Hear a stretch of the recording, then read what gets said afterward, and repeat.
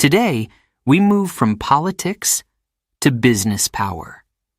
The rise and fall of Nokia is not just a technology story. It is a lesson about leadership, fear, denial, and strategic blindness. In this story, you will learn business vocabulary, decision-making language, and how to explain cause and consequence clearly in English. And don't forget the quiz in the pinned comment. Test your understanding. Collect your Woo English stars. See if you really understood the strategy behind the fall. This is not entertainment. It is training. Now, let's begin with Chapter 1. Chapter 1. The King of Mobile Phones.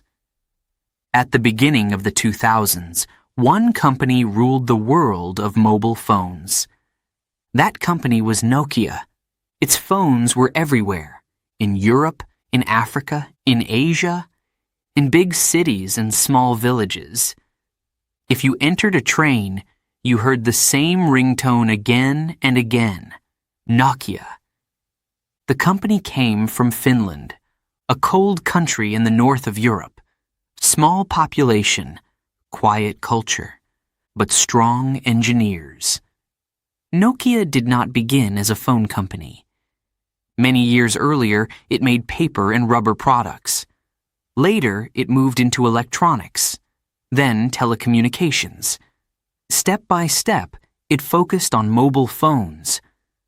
By the early 2000s, Nokia was the largest phone manufacturer in the world. It was not just big, it was dominant. In some years, almost 40% of all mobile phones sold in the world were made by Nokia. That number is powerful. Almost one phone out of two. Think about that. Inside the company, there was pride. Engineers worked hard.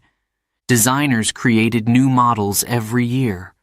Small phones, colorful phones, phones with cameras. Nokia understood hardware very well. The phones were strong. If you dropped a Nokia phone, it usually survived. The battery lasted for days, sometimes a whole week. People trusted the brand. In many countries, a first phone was a Nokia. For teenagers, for workers, for parents. It became part of daily life. The company made billions of euros every year. Its factories were efficient. Its global supply chain was powerful. Retail stores respected it. Telecom operators depended on it. Inside Nokia's headquarters, the mood was confident. Very confident. Some managers believed Nokia was too big to fail. They looked at market numbers. They saw growth. They saw profits. They saw success. And when you see success every quarter, every year, it becomes normal. Success becomes routine. Routine becomes comfort. Comfort becomes danger. At that time, Nokia's main software system was called Symbian. It powered most of its smartphones. Yes, smartphones already existed before 2007. But they were different. They had keyboards, small screens, complex menus. Symbian was powerful, but it was complicated. It was built step by step over many years. Engineers understood it. But improving it was slow. Adding new features was difficult. Still, Nokia continued selling millions of devices. The market did not complain loudly. Customers were satisfied. Competitors existed, of course. Companies like Motorola and Sony Ericsson were active. But Nokia stayed on top. It felt stable. And when something feels stable for too long, people stop asking difficult questions. Inside the company, some engineers were worried. They saw small signs. Internet usage was growing. Mobile data was increasing. Young users wanted more than calls and messages. They wanted music, They wanted web browsing. They wanted easier software. But inside a large organization, change moves slowly. There were many departments, many managers, many meetings. Each product had its own team. Each team had its own goals. Coordination was complex. And when a company is number one, it does not feel pressure. Pressure creates speed. Comfort creates delay.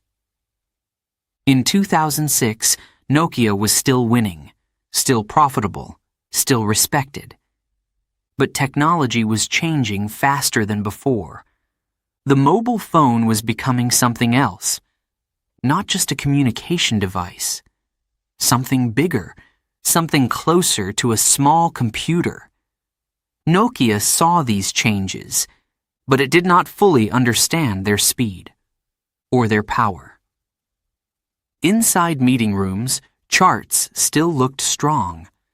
Market share was high, revenue was solid, so the conclusion was simple. We are fine. But the world does not wait for confidence. It moves forward. In 2007, a new product would appear. A product that looked simple, almost too simple. A phone with almost no buttons. A large touchscreen. Many people at Nokia would first react with surprise, then with doubt, then with dismissal. Because when you are king, it is hard to imagine losing the crown. And at that moment, Nokia still believed the crown was safe. But sometimes, the most dangerous moment in business is not when you are weak. It is when you are strongest, because that is when you stop listening. And the future was already knocking. Quietly, very quietly. The question is not whether Nokia was powerful. It was. The question is this: when the world changes, will the leader change with it? Or will it protect its past success and ignore the future? Chapter 2: A Phone Without Buttons. In 2007, something unexpected happened. A new phone appeared. It did not look like other phones. It had no keyboard, no small plastic buttons, only a large screen. The company behind it was Apple. The product was called the iPhone. At first, many people were curious. Some were excited, others were skeptical. Inside Nokia, the reaction was calm. Too calm. Managers looked at the new phone. They studied the price. It was expensive. They looked at the battery life. Not impressive. They looked at the lack of physical keyboard. Strange. For many executives, it did not feel like a serious threat. They believed customers wanted practical devices, long battery, strong signal, durable body. Nokia was excellent at these things. For years, Nokia had improved hardware step by step, stronger materials, better cameras, smaller designs. But the iPhone was not focused on hardware strength. It was focused on experience. The screen responded to touch. Users could move pictures with their fingers. They could zoom in and out. They could browse the internet in a new way. Simple, direct, visual. Inside Nokia, engineers noticed something important. The iPhone software felt smooth. Menus moved easily. Applications opened quickly. It looked modern. In contrast, Nokia's main smartphone system, Symbian, felt old. It worked, but it was complex. Developers needed many steps to create simple features. Small improvements required large effort. Some engineers spoke quietly in meetings. They said, "We need a new software system." They said, "The future will be about software, not only hardware." But large companies do not change direction quickly. Nokia was still number one. Market share was high. Profits were strong. When numbers look good, urgency disappears. There were also internal challenges. Different teams inside Nokia were working on different software projects. Some wanted to improve Symbian. Others were experimenting with new systems. But there was no clear unity. No single strong direction. Meanwhile, the smartphone market began to change. The iPhone introduced the idea of an app store. Small programs created by developers around the world. Games, tools, social media applications. This idea was powerful. It created an ecosystem. An ecosystem means a system where many parts support each other. Developers create apps. Users buy apps. The company earns money. More developers join. The system grows. Nokia saw this model, but it reacted slowly. It believed its brand was strong enough. It believed its distribution network was powerful enough. It believed its experience in telecommunications gave it protection. But protection in technology is temporary. Consumers began to compare experiences, not only hardware, not only price, experience, the way the phone felt in the hand, the way the screen responded, the simplicity of navigation. Young users especially were attracted to this new design. They wanted something modern, something fresh. Inside Nokia, discussions became more serious. Engineers presented reports. They showed trends. Mobile internet usage was rising fast. Data traffic was increasing every month. Phones were becoming small computers. But changing software architecture is difficult. It requires time, money, courage, and agreement between leaders. Nokia's leadership structure was complex. Many decision makers, many layers. Sometimes decisions moved slowly from one department to another. Responsibility was shared. And when responsibility is shared, speed often decreases. The company tried to improve Symbian. It announced updates. It promised better touch support. But improvements were incremental, small steps. The market was moving in larger steps. In 2008, another important company entered the smartphone race. Google introduced Android, an open operating system. Many manufacturers could use it. Competition increased quickly. Now Nokia was not only facing Apple, it was facing an entire ecosystem of Android manufacturers. The pressure was rising. But inside Nokia, confidence still existed. They believed they had time. They believed their size gave them safety. But technology does not respect size. It respects speed. The iPhone was not perfect. Its first version had limitations. But it changed expectations. And when expectations change, the market changes. Nokia was watching, analyzing, discussing, but not moving fast enough. And the most dangerous mistake was not ignorance. Nokia saw the change. The mistake was underestimation. It did not fully understand how fast software would dominate hardware. It did not fully understand how ecosystems would dominate single products. The world of mobile phones was transforming. From devices for calling to platforms for digital life. And the question was becoming clear. Would Nokia transform itself? Or would it defend its old system until the new world left it behind? Chapter 3. Fear inside the company. Success can hide problems. When a company is winning, people do not look for danger. In 2008 and 2009, Nokia was still selling millions of phones. On paper, the numbers were strong, but inside the company, something was changing. Something quiet, something uncomfortable. Engineers were working long hours. They were intelligent, experienced, committed. Many of them understood that the smartphone market was moving towards software platforms. They saw how the iPhone was improving every year. They saw how Android devices were spreading quickly. They saw how app stores were growing.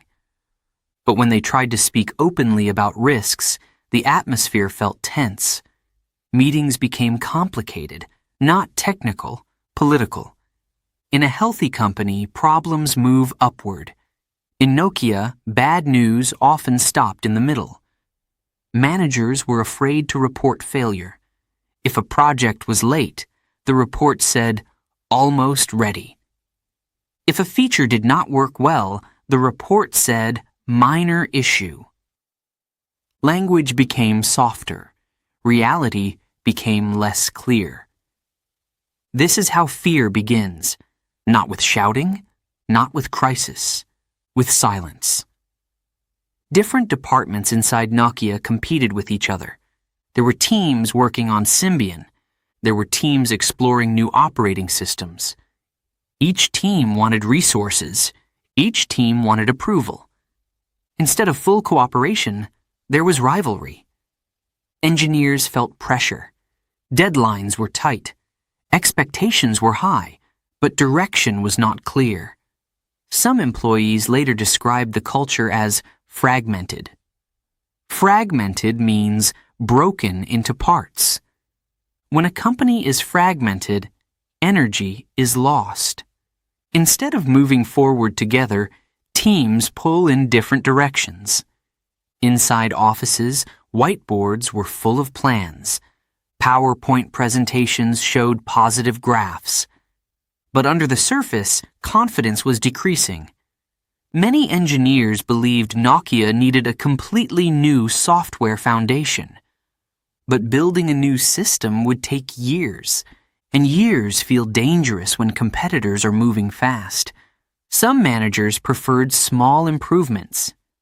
They believed the company could protect its market share with gradual updates. Others believed radical change was necessary. The problem was not lack of intelligence. It was lack of alignment. Alignment means agreement on one direction. Without alignment, speed is impossible. There was also a deeper issue. Nokia had been number one for so long that it was difficult to imagine losing. Success creates habits. Habits create comfort. Comfort reduces urgency. And urgency is necessary for transformation. Employees began to feel two kinds of fear. The first fear was external. Fear of competitors. Fear of losing market share. The second fear was internal. Fear of speaking too honestly. Fear of challenging leadership. Fear of being blamed. When fear becomes part of culture, innovation slows down. People protect themselves. They avoid risk. They choose safe decisions. But in technology, safe decisions are often dangerous. At the same time, competitors were acting boldly. Apple improved the iPhone every year. Android manufacturers experimented with new designs. The ecosystem model was expanding rapidly. Developers followed the platforms with the most users. Users followed the platforms with the most apps. It was a cycle, a powerful cycle. Inside Nokia, leaders still believed there was time. They believed the company's brand was strong enough. They believed customers were loyal. But loyalty in technology is fragile. If a better experience appears, customers move. Some senior engineers felt frustrated. They knew Nokia had talent. They knew the company had resources. When everyone is responsible, no one is fully responsible. Decisions move slowly. Projects overlap. Energy is wasted. And slowly, the gap between Nokia and its competitors widened. Not because Nokia stopped working, but because it was not working in the same direction. The company was still powerful, still respected, still profitable. But inside, the structure was under pressure. Fear was invisible from the outside. Customers did not see it. Investors did not fully understand it. But employees felt it every day. In quiet offices, in long meetings, in careful conversations. The market does not wait for internal harmony. It rewards clarity. It rewards speed. And Nokia was beginning to lose both. The danger was no longer only external. It was internal. And when a company fights itself, it becomes weaker than any competitor. The question was no longer about technology alone. It was about culture, about leadership, about honesty. Would Nokia face its internal fear? Or would silence continue until the market forced a final decision? Chapter 4. The Burning Platform. By 2010, the situation was clear. Nokia was no longer leading the smartphone market. Sales were slowing. Market share was falling. Competitors were stronger. Inside the company, tension was growing. The board of directors knew something had to change. In September 2010, a new CEO arrived. His name was Stephen Elop. He was not Finnish. He had worked at Microsoft before. Some employees felt hopeful. A new leader could bring new energy.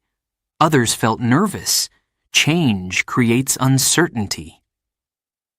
Elop began by listening. He studied internal reports. He met engineers.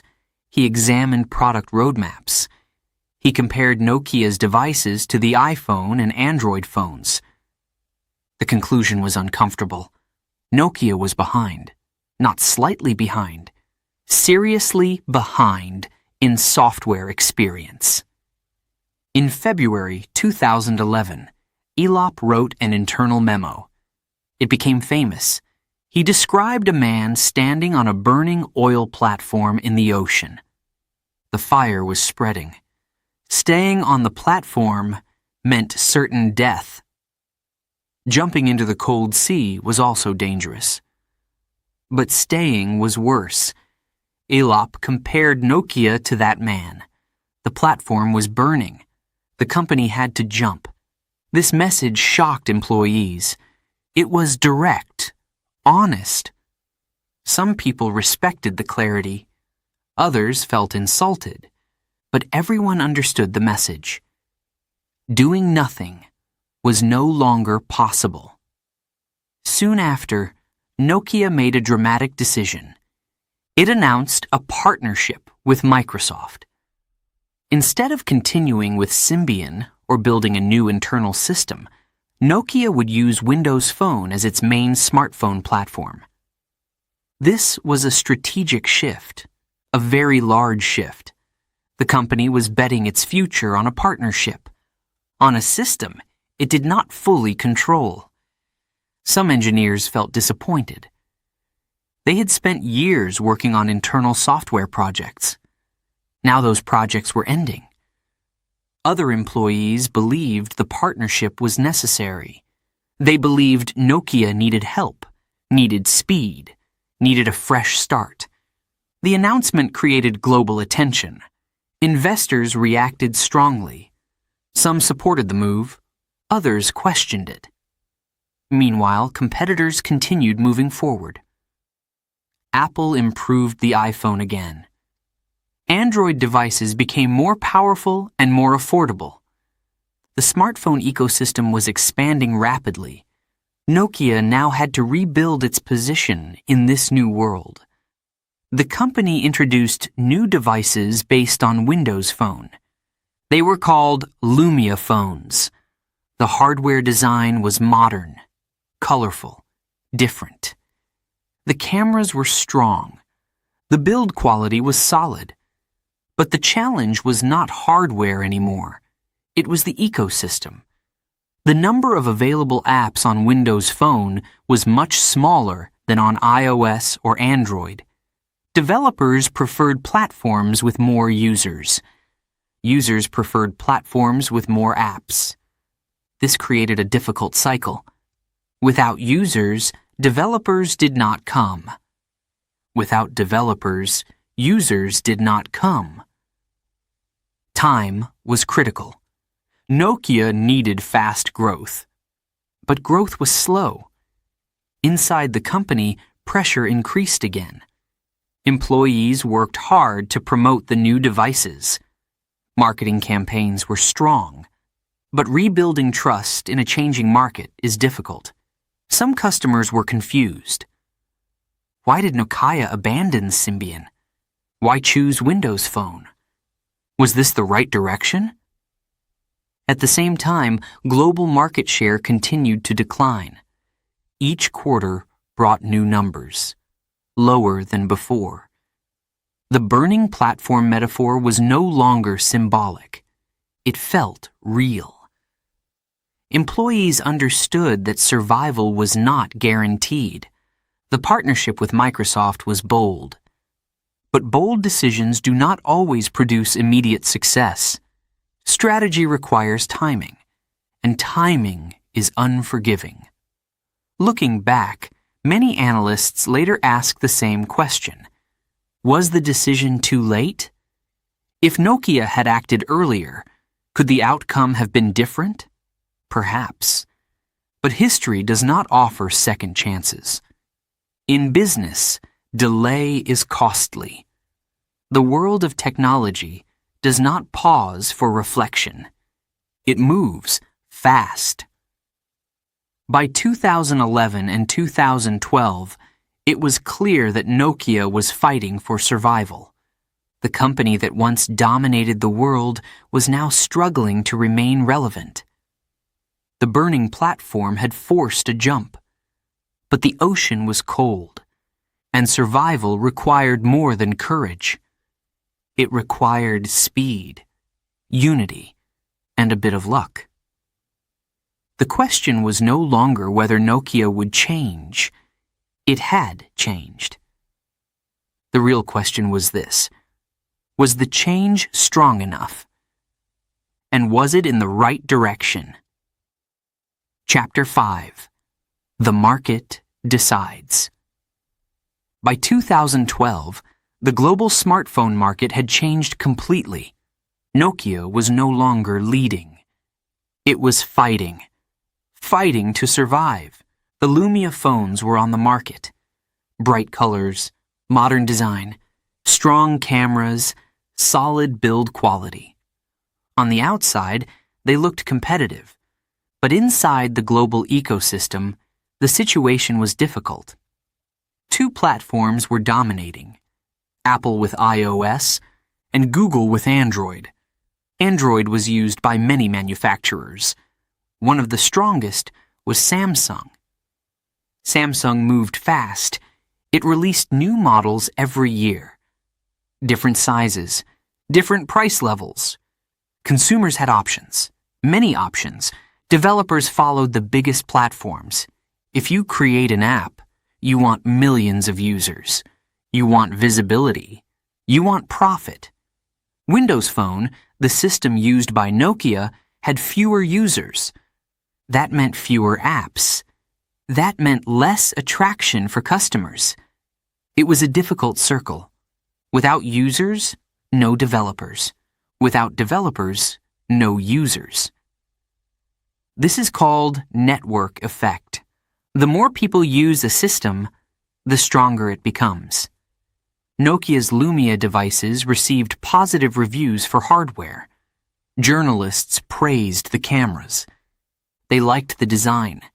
They appreciated the quality.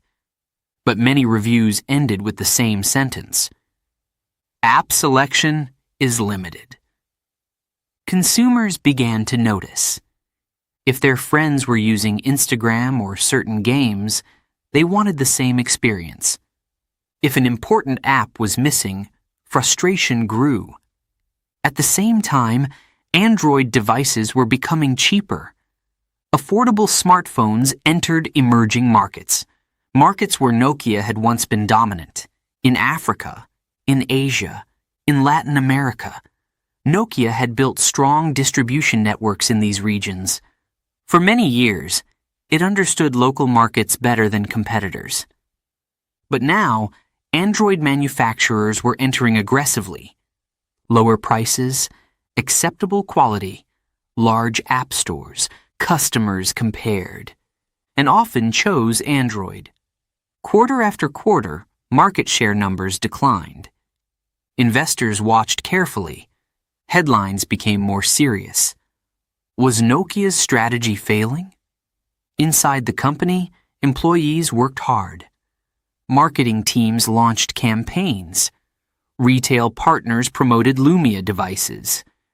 But rebuilding momentum in technology is extremely difficult. Momentum is like speed. When you are moving fast, growth continues. When you slow down, catching up requires extra energy. By 2013, the pressure reached a new level. Losses were increasing. Cash reserves were shrinking. The mobile phone division was no longer sustainable. In September 2013, a historic announcement was made. Microsoft would acquire Nokia's mobile phone business. It was the end of an era. The company that had once dominated global mobile communication was selling its most famous division. For many employees, it was emotional. Some had spent their entire careers at Nokia. They had seen the rise. Now, they were witnessing the fall. But the story was not only emotional. It was strategic. The market had decided. Consumers had chosen ecosystems, not individual hardware brands. In the past, a strong device could win. Now, a strong platform was required. Nokia had strong hardware, but the ecosystem was not strong enough, and timing was critical. If Nokia had built or adopted a competitive platform earlier, the result might have been different. But technology markets reward speed, not past glory. After the sale, Nokia continued to exist. It focused on telecommunications infrastructure, networks, equipment, 5G development. The brand did not disappear, but its identity changed. The king of mobile phones was gone, replaced by platforms that understood software, apps, and digital services. The lesson was clear. In modern technology markets, hardware alone is not enough. Software matters. Ecosystems matter. Speed matters. The market does not care about history. It does not reward past success. It rewards present relevance. And in 2013, the market made its decision. The question now was no longer about survival in phones. That chapter was closed. The real question became this: what happens to a giant? When the world moves faster than its ability to change. Chapter 6. Strategic blindness. After 2013, the story of Nokia changed direction. The company was no longer a mobile phone giant. The mobile division had been sold to Microsoft. The Lumia experiment was over. For many people, it felt like the end. But it was also a transformation. Nokia did not disappear. It returned to its roots. Telecommunications infrastructure, network equipment, technology for operators. Today, Nokia builds systems for 4G and 5G networks. It works behind the scenes, not in people's hands, but in the invisible systems that connect the world. The brand survived, but its identity changed. When analysts studied Nokia's fall in smartphones, they used a strong expression: strategic blindness. Strategic blindness does not mean stupidity. It does not mean lack of talent. It means failing to see change clearly, or seeing it, but reacting too slowly. Nokia had intelligent engineers, experienced managers, strong global presence. So what happened? One explanation is overconfidence. When a company dominates for many years, it begins to believe its success is permanent. It believes competitors cannot move faster. It believes customers will remain loyal. But loyalty in technology is fragile. Another explanation is internal complexity. Large organizations create layers, departments, approval processes, long meetings, complex structures. When speed is required, complexity becomes a burden. Nokia's structure made fast transformation difficult. A third explanation is cultural. Fear had entered the organization. Employees hesitated to bring negative news. Managers preferred optimistic reports. Small problems were minimized. Big risks were softened.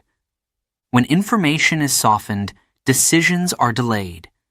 And delay in technology markets is expensive. Timing is everything. Apple did not wait. Android manufacturers did not wait. The smartphone market evolved rapidly. Touch interfaces became standard. App ecosystems expanded. Mobile internet usage exploded. Cloud services became essential. Nokia saw these trends, but it underestimated their speed. It tried to protect its existing system while slowly building alternatives. But protecting the past often slows the future. In business schools, Nokia's case is now studied carefully. It is not presented as a simple failure. It is presented as a lesson about leadership, about culture, about adaptation. One important idea appears again and again. Success can create blindness. When everything is working, leaders focus on optimization. Small improvements, better efficiency, higher margins. But sometimes the real threat is not inefficiency. It is transformation. Transformation requires courage. It requires accepting short-term pain. It requires admitting that the old system is no longer enough. The burning platform memo forced Nokia to jump. But by that time, competitors had already built strong ecosystems. Jumping late is harder. The ocean is colder. The distance to shore is longer. Today, Nokia is stable again. It is not dominating consumer phones. But it is a respected technology company. Its equipment supports global communication networks. Its research continues. Its name still carries history. But history alone does not guarantee the future. The real power of Nokia's story is not in blame.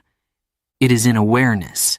Any company, any leader, any organization can experience strategic blindness. The world changes faster than comfort. Markets evolve faster than confidence. Technology rewards speed and clarity. It punishes hesitation. The lesson is not only for businesses. It is for individuals too. In careers, in learning, in life. If we ignore small signs of change, they grow. If we delay difficult decisions, they become harder. If we protect the past too strongly, we may lose the future. Nokia's rise was powerful. Its fall in smartphones was dramatic. Its transformation was necessary. The company survived. But the crown did not. The market does not remember who was king. It rewards who adapts. And the final question remains, when your platform begins to burn, will you see the fire early, or will you wait until jumping is the only option left?